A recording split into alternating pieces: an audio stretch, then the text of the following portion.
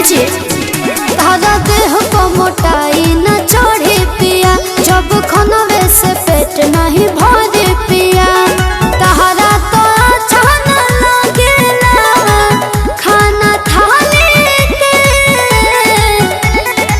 कि जब से ले बनाए बनम तू स्वाद उठला लेके, कि जब से ले बनाए बनम तू स्वाद उठला लेके।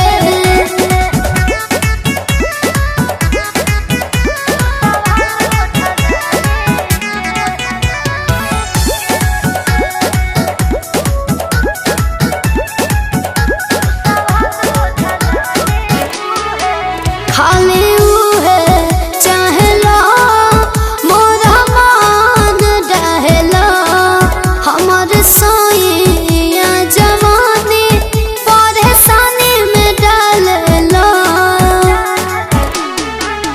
ना रहन सुधरल आदत बिगड़त धैल कोरा तो मोरा होम से हरल। खजल तू तो बटोरे दही के छाले के,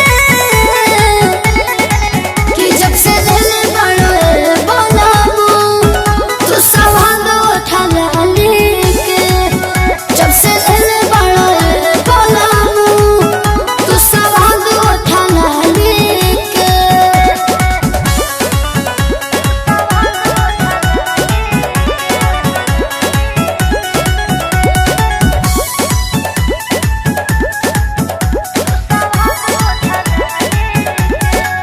जब बात करेला देह के बात करेला, हमार राजा जी हो सजा और हम बात करेला।